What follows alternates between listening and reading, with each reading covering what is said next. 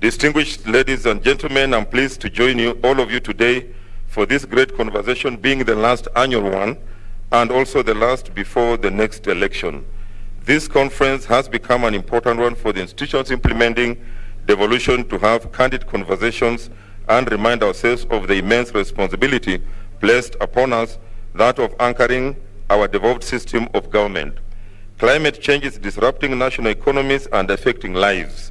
So we see weather patterns are changing, sea levels are rising, and weather events are becoming more extreme. Thus, Sustainable Development Goal 13 implores all of us to take action to mitigate the effect of climate change. It is my sincere belief that the conversations we have here in the next 3 days will enable us to agree on the attainment of optimum levels for dealing with climate change and arrive at the critical decision of whether we will fit the scale of the problem with the weight of the problem, or whether we will have a proactive approach in anticipation.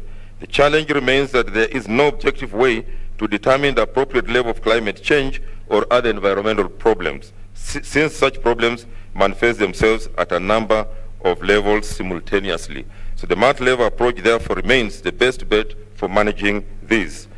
Honorable delegates, we are duty-bound to take deliberate interventions and find a place for climate action in our respective devolved units if we have to be sure of handing over our county down to the next generations. It is time for county governments and all other players to audit our action plans for the past 8 years and critique ourselves with a view of finding out whether our contribution to the environment and climate change has been positive or negative.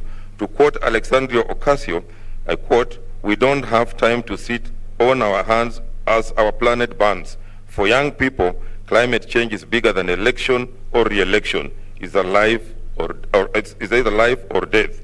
As Kenya gears herself for the final lap towards actualizing Vision 2030, it should not be lost on us that there shall not be any industrial, social, political, and economic gains to celebrate if we will not have concrete corresponding climate action plans. We must not think about the next steps, but also about the next generation. The new climate economy clearly shows that only bold actions can and will deliver at least 26 trillion pounds in global economic benefits between now and 2030. It could also generate over 65 million new carbon jobs by 2030 and over 700,000 premature deaths from air pollution compared with the business as usual, and generate an estimated $2.8 trillion in government revenues in 2030 through subsidy reform and carbon pricing alone. This is according to the Global Commission on the Economy and Climate. So going forward, it will be gratifying to see county governments return a shilling on every dollar to go towards climate change actions.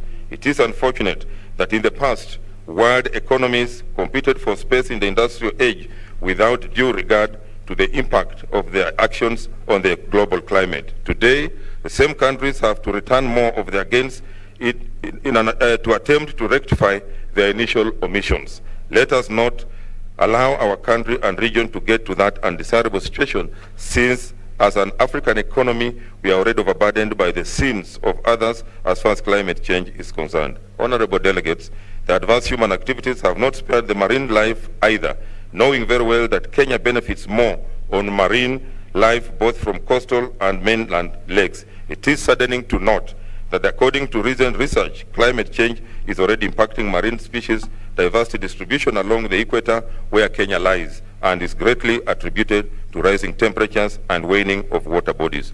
This phenomenon continues to manifest itself in the steady rise of water levels in our inland lakes such as Nakuru and Naivasha.